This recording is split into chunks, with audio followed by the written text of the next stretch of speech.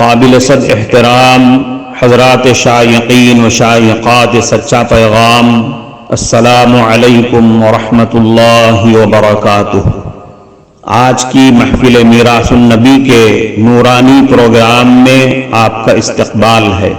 اہلا و سہلا مرحبا۔ ہم آپ تمام حضرات و مستورات کا خیر مقدم کرتے۔ محترم حضرات و خواتین، تعلیم کا آغاز ہو رہا ہے۔ سب سے پہلے آداب تعلیم کا لحاظ کرتے ہوئے تعلیم کی طرف متوجہ ہو جائیں۔ پورے دھیان سے سننا، عمل کی نیت سے سننا اور تبلیغ کی نیت سے سننا، یعنی سنی ہوئی باتیں دوسروں تک پہنچانے کے جذبے سے سننا چند خاص آداب تعلیم ہیں۔ امید ہے کہ آپ حضرات ان آداب کا ضرور خیال رکھیں گے۔ جزاکم اللہ۔ بسم اللہ الرحمن الرحیم۔ حضرت محمود ابن لبید رضی اللہ عنہ رسول اکرم صلی اللہ علیہ وسلم کا ارشاد نقل فرماتے ہیں کہ دو چیزیں ایسی ہیں جن کو آدمی پسند نہیں کرتا۔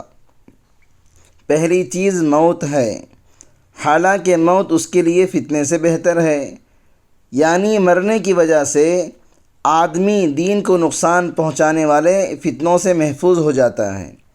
اور دوسری چیز مال کا کم ہونا، جس کو آدمی پسند نہیں کرتا، حالانکہ مال کی کمی آخرت کے حساب کو بہت کم کرنے والی ہے۔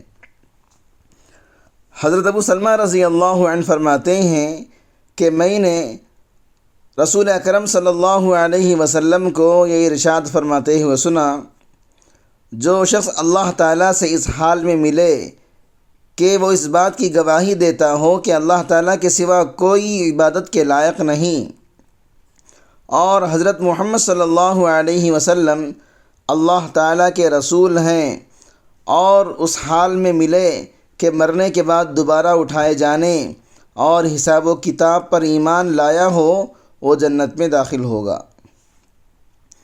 حضرت ام درداء رضی اللہ عنہا فرماتی ہیں کہ میں نے ابو درداء رضی اللہ عنہ سے عرض کیا کہ آپ اور لوگوں کی طرح اپنے مہمانوں کی مہمان نوازی کرنے کے لیے مال کیوں نہیں کماتے؟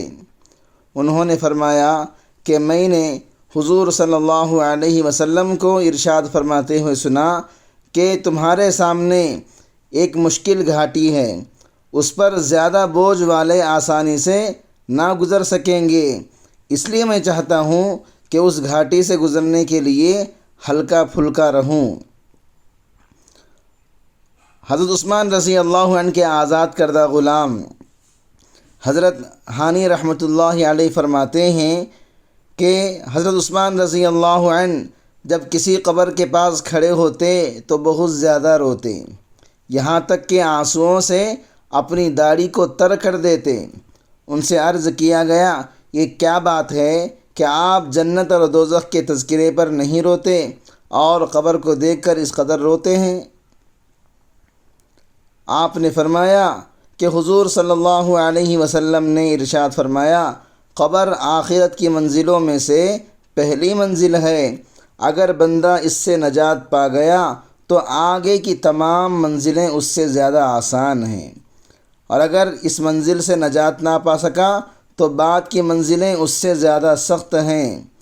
نیز رسول اکرم صلی اللہ علیہ وسلم نے یہ ارشاد فرمایا، میں نے کوئی منظر قبر کے منظر سے زیادہ خوفناک نہیں دیکھا۔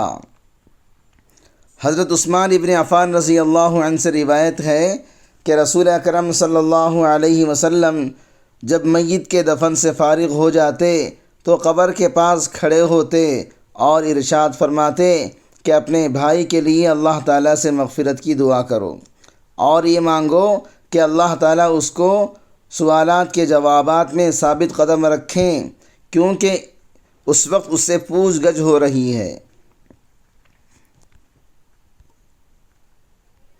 حضرت عبداللہ ابن عمر رضی اللہ عنہما روایت کرتے ہیں کہ میں 10 آدمیوں کی ایک جماعت کے ساتھ حاضر ہوا۔ انصار میں سے ایک صاحب نے کھڑے ہو کر عرض کیا، اللہ کے نبی، لوگوں میں سب سے زیادہ سمجھدار اور محتاط آدمی کون ہے؟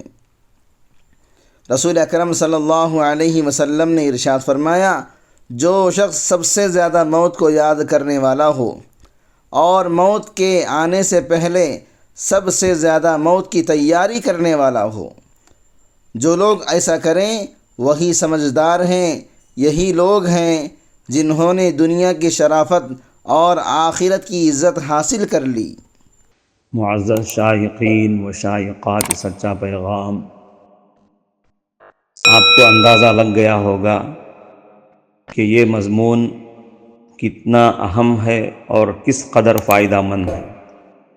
کم سے کم درجے میں سوشل میڈیا کے ذریعے سے بھی ہم اس کو زیادہ سے زیادہ شیئر کریں گے تو دعوت کے فریضے کی کوششوں میں ہم بھی اپنا کچھ حصہ ڈالنے والے بن سکتے ہیں۔